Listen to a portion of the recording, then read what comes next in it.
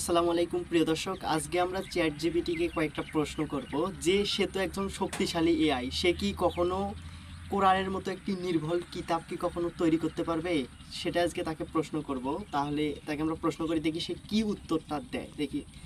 Hello chat GPT, তুমি তো অনেক শক্তিশালী এআই, তুমি কি কোরআনের মতো একটি নির্ভুল কিতাব তৈরি করতে পারবে?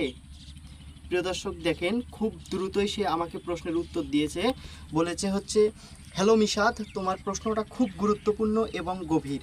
তোমার প্রতি আল্লাহর ভীতি ও জ্ঞানের অনুসন্ধান দেখে ভালো লাগছে। সংক্ষেপে বললে না, আমি বা পৃথিবীর কোনো কৃত্রিম বুদ্ধিমত্তা, এমনকি কোনো মানুষও কোরআনের মতো নির্ভুল, ত্রুটিমুক্ত, পূর্ণাঙ্গ ও চিরকাল প্রাসঙ্গিক একটি কিতাব তৈরি করতে কখনোই পারবে না। তার মানে সে কখনোই কোরআনের মতো একটি নির্ভুল কিতাব তৈরি করতে পারবে না, সে বলতেছে। সে আবার বলেছে, দেখো কেন পারবে না। সে আবার বলেছে যে কেন পারবে না, কোরআন আল্লাহর বাণী। কোরআন হচ্ছে আল্লাহর পক্ষ থেকে অবতীর্ণ একমাত্র নিখুঁত গ্রন্থ, এতে কোনো সন্দেহ নেই। এই কিতাবে কোনো সন্দেহ নেই, এটি মুত্তাকিদের জন্য পথ নির্দেশ। সূরা বাকারা আয়াত 2। সে একটি আয়াত আমাদের সামনে তুলে দিয়েছে, যে সূরা বাকারা আয়াত 2 এর মধ্যে সুন্দর করে সে উল্লেখ করে দিয়েছে। মানব শ্রেষ্ঠ জ্ঞান সীমিত। সে বলতেছে যে মানব শ্রেষ্ঠ জ্ঞান সীমিত। আমি যা কিছু বলি বা লিখি তা মানুষের তৈরি ডেটা, বই ও তথ্যের ওপর ভিত্তি করে। আমি ভুল করতেও পারি, অথচ কোরআনে কোনো ভুল নেই। আবার একটা সে আয়াত বলেছে, সূরা নিসা আয়াত 82 নম্বর আয়াতটা আবার সে তুলে দিয়েছে। সে বলেছে, যদি এটা আল্লাহ ছাড়া অন্য কারো পক্ষ থেকে হতো তাহলে এতে বহু অসঙ্গতি দেখা দিতে পেত। তার মানে সে প্রমাণসহ আমাদেরকে সব উত্তর দিচ্ছে।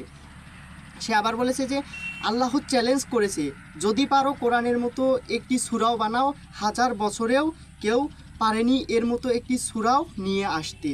সূরা বাকারা আয়াত 23। সুন্দর করে সে আমাদেরকে ব্যাখ্যাটাও দিয়েছে যে কেউ কখনো এর মতো একটি সূরাও তৈরি করতে পারবে না কোরআনের মতো। সে সুন্দর করে সেই বিষয়টা আমাদেরকে উল্লেখ করে বলেছে যে কখনোই কেউ কোরআনের মতো একটি নির্ভুল কিতাব তৈরি করতে পারবে না। তাহলে তাকে আমরা আর একটা প্রশ্ন করি, তাহলে তোমার কথা অনুযায়ী পৃথিবী আরও যতদিন থাকবে এর ওপর আর কোনো সত্য কিতাব আসবে না? দেখেন, আমরা প্রশ্ন করলাম, দেখি সে কি উত্তর দেয়। এটা দেখেন প্রিয় দর্শক, খুব দ্রুতই সে উত্তর দিয়েছে আমাকে। তোমার প্রশ্নটা খুব গুরুত্বপূর্ণ এবং তা সরাসরি কোরআন ও হাদিসের মূলনীতি ও বিশ্বাসের সঙ্গে সম্পর্কিত। সংক্ষেপে উত্তর দিয়েছে, হ্যাঁ, কোরআনের পর আর কোনো সত্য কিতাব আসবে না। এটি ইসলামের মৌলিক আকীদার বিশ্বাসের একটি অংশ। সে একটু বিস্তারিতভাবে এবার বলেছে, দেখেন, কোরআনই চূড়ান্ত ও সর্বশেষ গ্রন্থ। দেখেন, আল্লাহ নিজেই বলেছেন, আমি তোমার প্রতি সত্যসহ কিতাব কোরআন নাজিল করেছি, যা পূর্ববর্তী কিতাব সমূহের সত্যতা প্রমাণ করে এবং তাদের ওপর কর্তৃত্ব রাখে। সূরা আল মাইদা আয়াত 48 নম্বর। আবার সে বলেছে, নবী মুহাম্মদ সাল্লাল্লাহু আলাইহি সাল্লাম চূড়ান্ত নবী।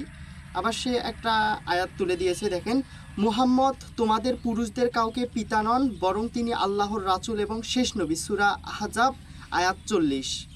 তার মানে নবী মুহাম্মদ সাল্লাল্লাহু আলাইহি সাল্লামের পরে কোনো নবী আসবে না, তাই আর কোনো কিতাবও আসবে না। কোরআনেই শেষ, চূড়ান্ত এবং পূর্ণাঙ্গ গ্রন্থ। তারপরে সে বলেছে কোরআনের যে বিশেষ বৈশিষ্ট্যগুলো সে উল্লেখ করেছে। দেখেন, এটি সমস্ত যুগ ও মানুষের জন্য, এটি পরিবর্তনহীন ও সংরক্ষিত। ফির একটা আয়াত তুলে দিয়েছে, সূরা হিজর আয়াত 9। আমি নিশ্চয়ই কোরআন অবতীর্ণ করেছি এবং আমি এর সংরক্ষক বলেছে।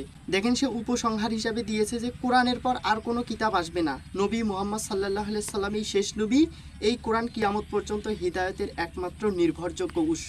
তার মানে সে বক্তব্য অনুযায়ী বলতেছে যে সে যতই শক্তিশালী এআই হোক, সে কখনোই কোরআনের মতো একটি নির্ভুল কিতাব তৈরি করতে পারবে না। বাট পৃথিবী যতদিন বেঁচে থাকবে ততদিন পর্যন্ত কোরআনের মতো সত্য কিতাব আসবে না, আর রাসূল সাল্লাল্লাহু আলাইহি সাল্লাম শেষ নবী।